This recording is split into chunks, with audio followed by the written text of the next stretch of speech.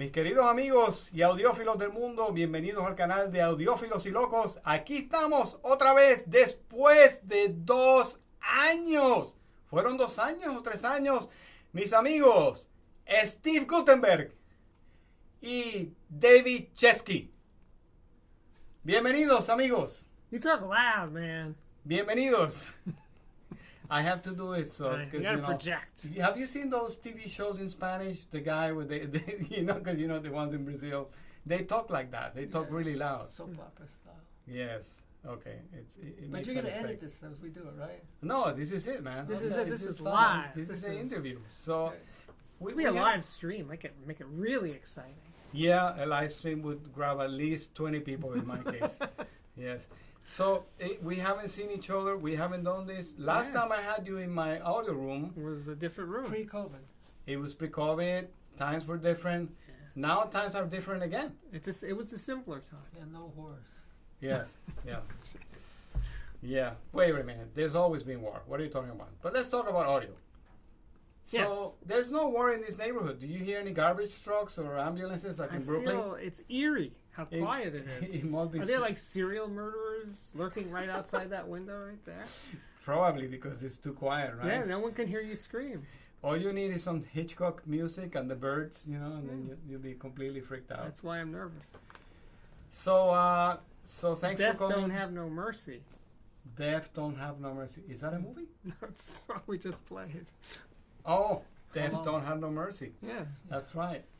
it's a new hit record. It is a new hit About record, to be hit. which about to be. Yes, Yeah. that's David's daughter Paloma. Yeah. Yeah. But the record's gonna be called Soul on Soul. Soul on soul. Yeah, she's gonna be doing all these classic soul songs. I mean, she writes her own music, Uh-huh. but we just decided as a family it'd be fun for my new project, my new label, to have her sing some of these old songs in her style. It's fantastic. I whatever I heard 2 songs, and I think she's incredible. I think she's going to be an even bigger hit. That's congratulations. She's going to be supporting him Yes. shortly. Really? I hope my daughter makes a lot of money, and then I get a nice house on the beach in Puerto Rico, and you take care of it. Yeah. It sounds good. So what's new in the world of audio? Are people still into audio these days?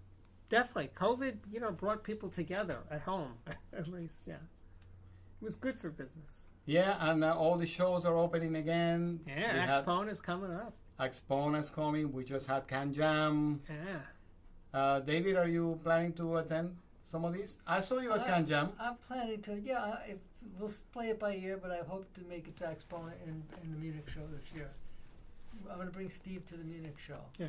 The caddy. Oh, Yeah. that sounds great. The Munich I love show. Germany. It's my favorite place. Yeah. Well, I would like to go also because in that show they also have instrument makers Yeah. expose their instruments. So I can go and try instruments over there. So I can be both a musician and an audiophile. Yeah. It's kind of cool. Stop by the Busendorfer booth. Yeah, Borsendorfer.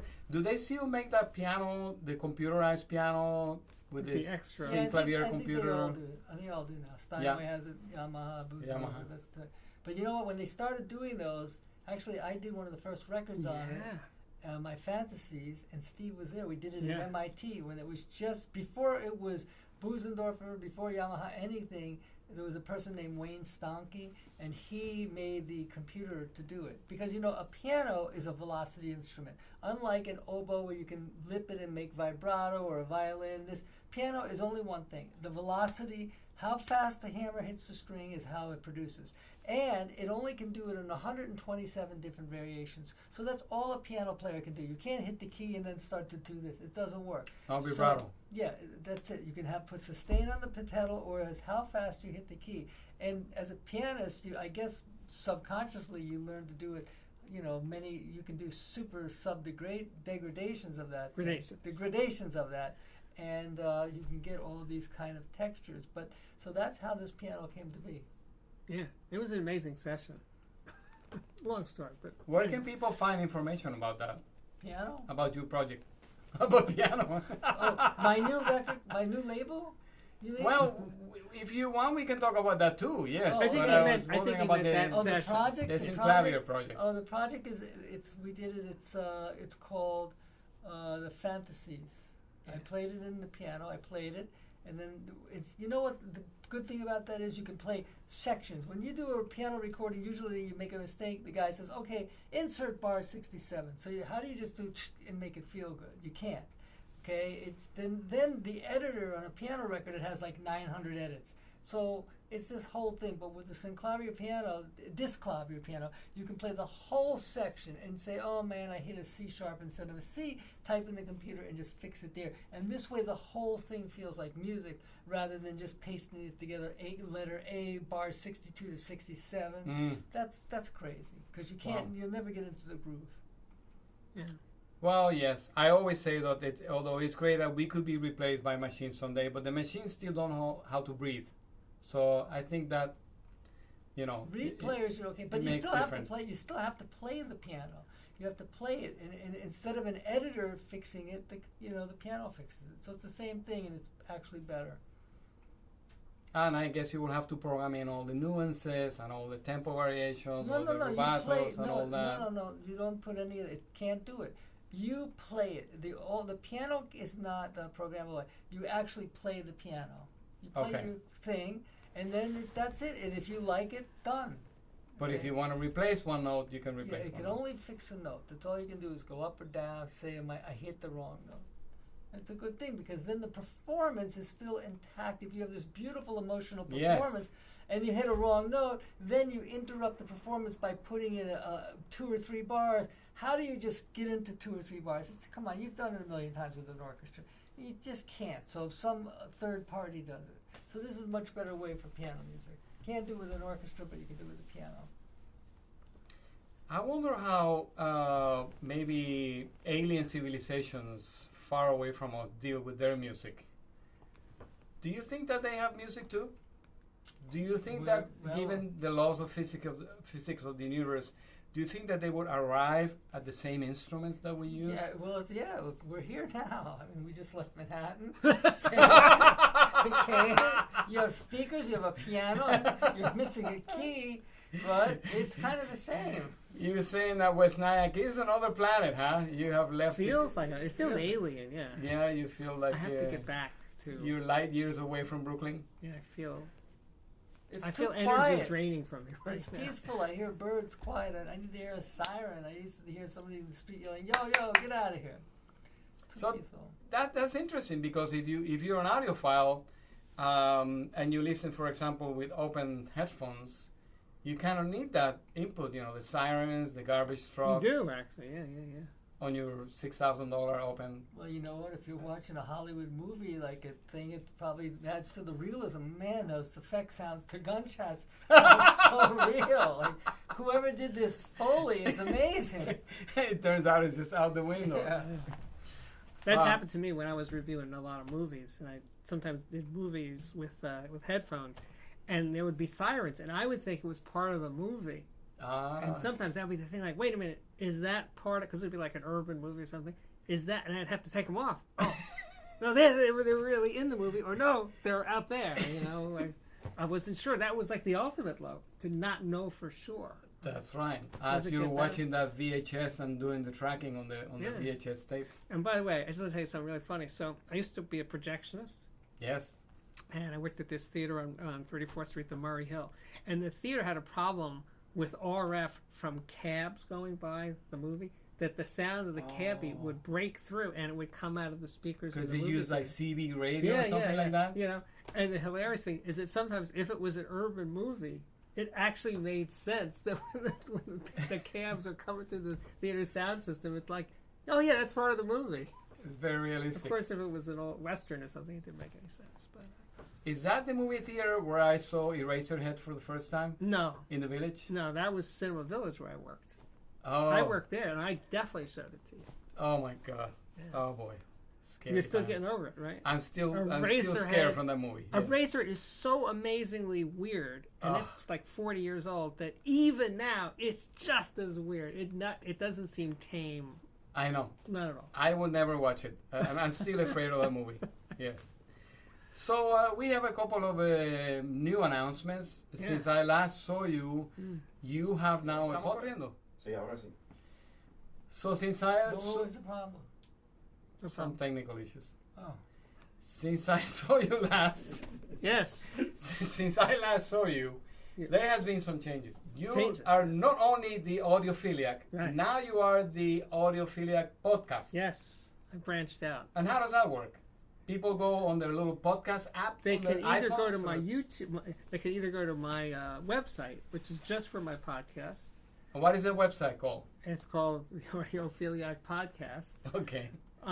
You can either just hear it on the podcast site, or they can hear it on Apple Podcasts, or in Spotify, or iHeartRadio, or Amazon Music. You know, all those places like that. But it's basically, it feels to me like radio. You know, I'm not thinking about my hair, what my hair is like, or I just talk. Your hair is fine. Or I interview people. Well, it's fine right now. But anyway, you know, so it's a different head to do a podcast than to do video. Have you had David already as a guest? Not on the podcast. Well, you had him on the We video. had him on the video just the other day, yeah. Oh, yeah, that's right, David. You were talking about your new In black and white. endeavor. That was for artsiness. Yeah. It was in black and white? Yes. You I didn't notice. I must be so You're such an a appreciative videographer. You didn't notice it was black and Oh, white. I must have So really enjoyed it disappointed. then. Yeah, That's you why. were so captivated by his Yes. words that you didn't notice. Yeah. So So what's a new project, David? Well, I'm starting a new label called the Audiophile Society.com. And we're going to be doing a lot of 3D audio recordings for 2 channels. And we're going to do 2 types of things. We're going to record audio for 2 channels and expand it. When I say it's 3D, I'm not talking about things behind your head. Just think of the sound stage. You know, for 60 years we've been in this stereo triangle, and that's it. And the music's between the triangle. Now the goal is we can get it out of the triangle. If your room is set up correctly, you can have great depth, it comes out, and we have height.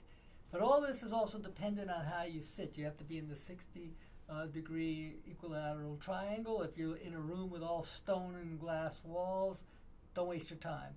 But if you have a really nice stereo and it's set up correctly, we can give you a better roller coaster ride. It's just a more massive sound stage. It's more immersive, and it sounds like the people are, instead of like little cutout dolls, it sounds like they have density to the sound. So it's called the AudioPhileSociety.com, and we're going to be doing a lot of new artists, some great orchestras, jazz people. And not only that, we're doing separate mixes for headphones. So you can get when you do a download from us, you're going to get a speaker mix and a headphone mix, because everything you ever listen to in headphones is always mixed on speakers. It's a different HRTF for a headphone. So you mix it separately on headphones and speakers. We mix it in a headphone. When we mix the headphone mix, we do different things, different verbs, different EQs, different everything. And we try to externalize it and put the band right out there in front of you instead of coming inside your head, the music. So we do that, and then we also give you a DSD file for the speaker mix. So when you download it, you get like 3 or 4 files in each packet to download it in each zip file, and that's what we're doing. And we're also giving away a free sampler for the next 60 days. So if people want to come by and get a free sampler at the AudioPhileSociety.com, they can get the sampler and check it out. We also have this amazing Argentinian singer you just heard. She's a Luciana Elizondo, and she's an amazing viola da gamba player. She'll be out in June, and she's a singer as well, and that was recorded in the beautiful church in Cremona, Italy. So that's what I've been up to. And so this is not something it's mostly for audiophiles. Like you said, you have to have a nice setup. You can't just be in your car or with your Bluetooth headphones. If you're in the car and all that, it's going to sound normal. It'll just sound like a record. But if you really set up correctly, it's a much better roller coaster ride. I mean, you could take the greatest audiophile record and play it in the car. It doesn't sound much better. I mean, it doesn't matter if you play it on your Alexa or Bluetooth. But I'm saying if you have a very nice stereo and you really want to have a more immersive and better experience, I think this does it. Will that affect the way that the speakers sit in front of you now? Because you're talking about the angle of the speakers. No. Well, the setup will remain the same. Listen, every audiophile should be listening in a 60-degree equilateral triangle. 60 degrees, 30 degrees off axis, 30, and if your speakers are 5 feet, you should be 5 feet. If they're 10 feet, 10 feet. Just like a perfect triangle, basically. You have to be a perfect triangle because all stereo recordings are done like that. And if they're done like that, with ours, it'll even sound better because we can get past the speaker. Instead of the sound being between the left and right speaker, the sound goes, a few feet beyond the speaker, so the sound stage is like this. And it comes out and it has density. But you have to be in the triangle. Also, room treatment. If you have a room that bounces everywhere, not a normal record won't sound good because all of a sudden the reflections are interfering with everything, How would that be different then from something like Dolby Atmos or any other sort of surround those things, sound look, enveloping those things technology? have 5 speakers, 7 speakers. Audiophiles are not going to go out and buy a 5-channel, 7-channel receiver and 5 speakers. I know some that do, but well, we have 2 great not speakers. in one room. Yeah, but 2 great speakers and one great stereo amp or mono amps. That's it. If you had to buy 7 of those, who has that kind of money? But we have these 2-channel systems, so I'm not telling people to go out and go out and buy an entirely new stereo. I'm just saying, okay, this is what people like. You have your quads in your house here, Pedro. You have your pass amp here you like. I'm not saying, okay, now you got to get rid of it. I'm going to say, okay, I'm going to adapt my process to what you have and just put it on and hit play. It's the same price. That's how it has to be done. It just fits right in. And anybody of your fans out around the world who wants to try it and come to the site and get the demo, they can listen for themselves and see if it makes a difference. But when people hear it, like I said, you have to be in an equilateral triangle. If the speakers are way down there, it doesn't make a difference. And so, what do you think, Steve? I think it's amazing. You listen to it. David's taking the next step forward. He's done 2-channel with C24 and the M-Sonic microphone, binaural, and he's going forward. That's great. I think the next thing after that will be mono. I think the future is mono. I like mono. A mono on the left and a mono on the right. It works great. How about mono in the center? Isn't that how stereo? Mono. Isn't that how stereo was developed anyway? It was supposed to be developed. It was supposed to be 3 channels, but people didn't want to buy 3 speakers. Right.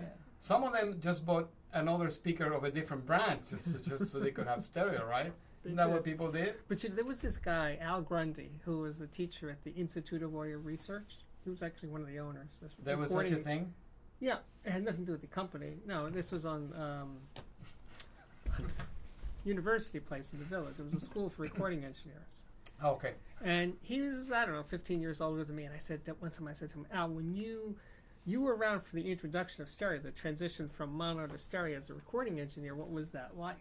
He tells me this great story. He says he went to Germany to hear some early stereo recordings, like, okay, this is what we're going to do next. And he said, so he sat in a room, they had 2 speakers there, and they played on the recording. And he said, okay, when are you going to play the stereo? And they said, this is the stereo. And the thing was, it was stereo, but it was, it wasn't very left-right. It was, more centered. And that's when people started to understand, the engineering community started, they needed to do that exaggerated stereo left-right, because otherwise the people that were buying their stereo records say, it doesn't sound like stereo, it sounds like mono. So it had to be like, for technical limitations of the time as well, but this is him telling me this is when it went down. He said, this literally happened to me, Al Grundy. He said, okay, so when are you going to play the stereo? And I said, that's it. And from there they went to the Beatles, Well, I think there were technical limitations of the time that made that possible too. But that's what he told me. I wasn't there. So mono, stereo, multi-channel. Quad was a big disaster in the 70s. Disaster? You can't say that in my presence. Cause Dave and I are quad fans. Quad fans? I know, not those quads, not the speakers. Quads you mean quadraphonic? Sound, 4 okay. speaker in each corner of the room. All right. Okay. Good. Oh man. Good. I can't say that. I don't like quads. Wait. By the way, you just heard my quads. You just heard. I did. This was amazing. This is the first time. It's taken all these years to hear a comparison between an ESL 57. And not a 63. I thought it was a 60. It's the 2805. 2805. Which is a grown-up 63. I never heard that comparison before.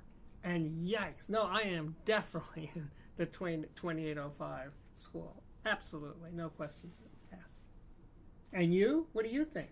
I'll tell you in your interview. Okay. How about you, David? I thought they were both pretty good. They have different attributes.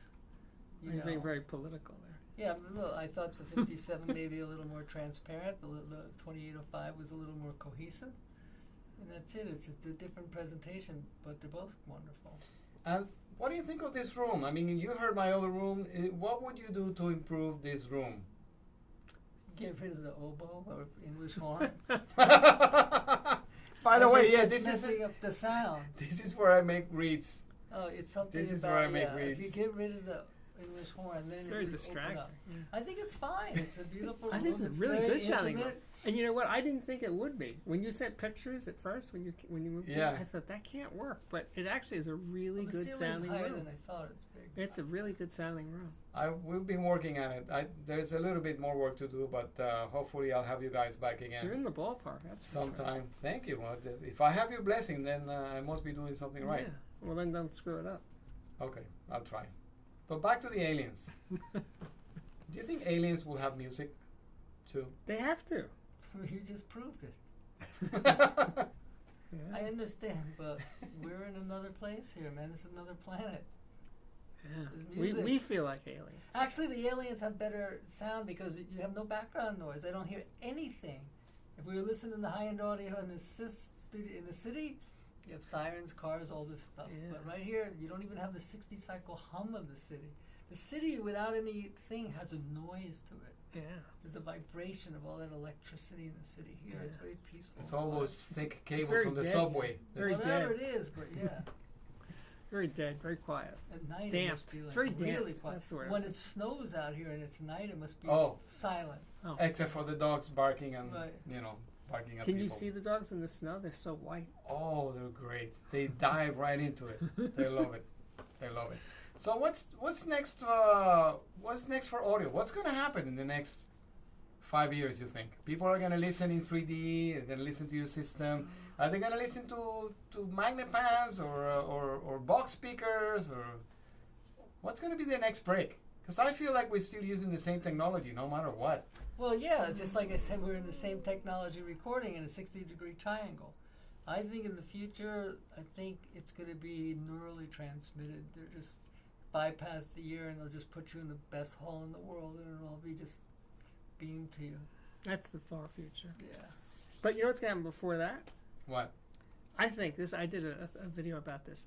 I think the next step is to basically have the walls and the floor and the ceiling of the room be the transducers. Oh. Right? That they can create sound and through DSP, et cetera, just create truly a holographic, that you are there thing. Because it will be environmental. Can't you do that already? No. I mean, I've seen a guy on YouTube that has this little transducer that he puts it on a big board. Yeah.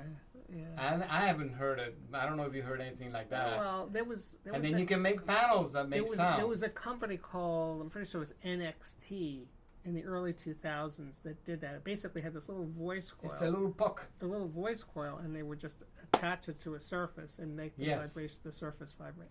But that was sort of an idea like that, Rob, what you're talking about. It would be like everything is vibrating around you. That company had a lot of investment money. And you might know about this. They actually had an orchestra. They made an entire orchestra of instruments with this technology. So they had speakers that played just brass, speakers that played just percussion, speakers that just played strings. So cool. And they had a performance, and I went to the rehearsal because there was a human conductor. That was the other thing. So the conductor's baton was. You went to the rehearsal of this NXT orchestra, yeah. And in New York? Yeah, in New York, yeah. And what did the panels look like? Well, they were sort of shaped a bit like the instruments they were supposed to be. They had a little sticker of a trumpet. And yeah, kind of. You knew those are the horns, but the thing was that. But I thought the coolest part was that instead of just playing the samples that were coming out of that the conductor was actually controlling the tempo and stuff with the baton. And it was pretty amazing. They did have a few a human soloist playing with the along with it. Yeah. Interesting. It was pretty amazing, but it's just that NXT, I'm pretty sure that was the company, just had enough money flowing into it that they said, let's just do this and get people talking about, it didn't go anywhere. But the thing what they were going to do with NXT was they were going to make like the headliner of a car be the speaker, the dashboard was the speaker. So they might have shelved that patent somewhere, and maybe we'll see it again. Yeah, and you heard it here first or second or something. Do you think that because we just bought a new car, my wife just bought a new car. Do you think that it means anything to have a super brand name like Burmester or Meridian or Harman Kardon or Macintosh in a car? Don't they all sound just like car radios? I don't know. Do you think it's not possible? Enough cars to say, but I would say the problem with cars is that the noise of being in a moving car is loud enough. You have to get over that noise for. Have you been in a car that has a high-end radio that you think, wow, this is just like...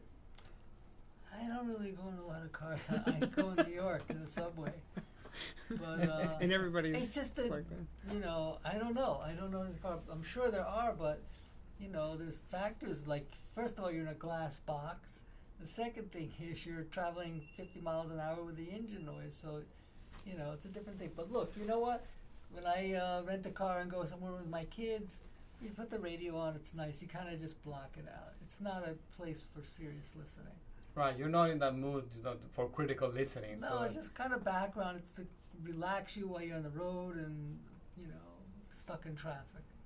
But if you get a Ferrari with a Mark Levinson stereo, it just looks kind of No, posh. if you have a Ferrari, you want to hear the sound of the engine, not the...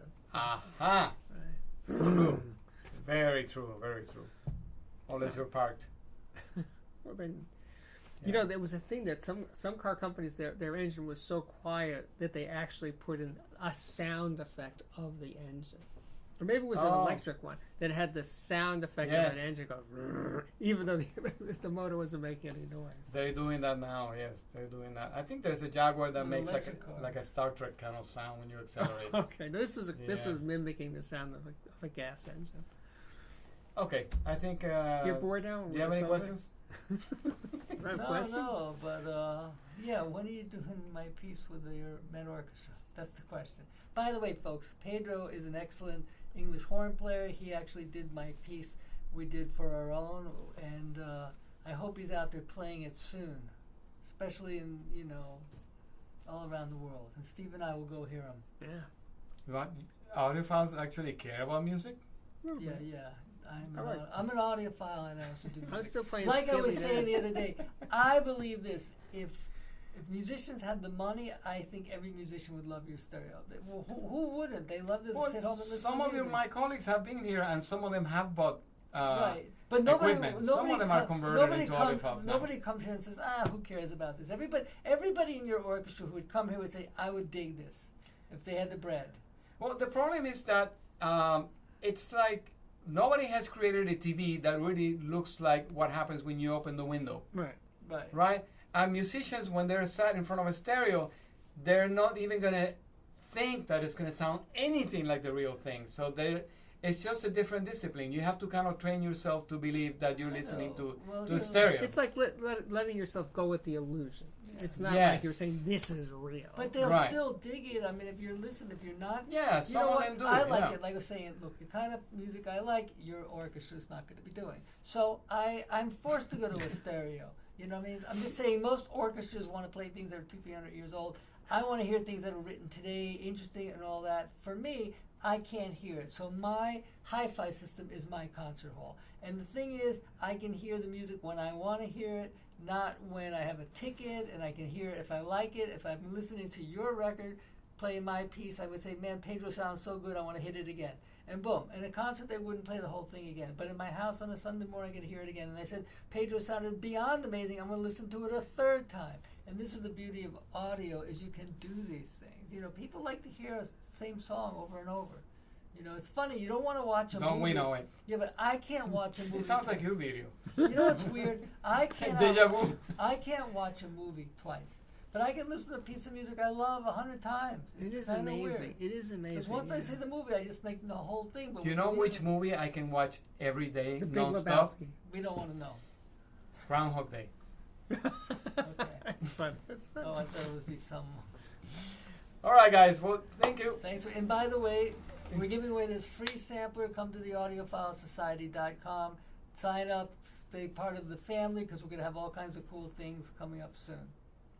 Pues bien, ahí lo tienen mis amigos. Gracias a Muchas Steve. gracias. Chao. Gracias a Steve y a David por estar aquí. Y visiten la página de Steve Gutenberg de Audiophiliac y de Audiophile Society de David Chesky. Sí. Bye-bye. And soon to be playing for Barcelona. Adiós. Ciao. Bye.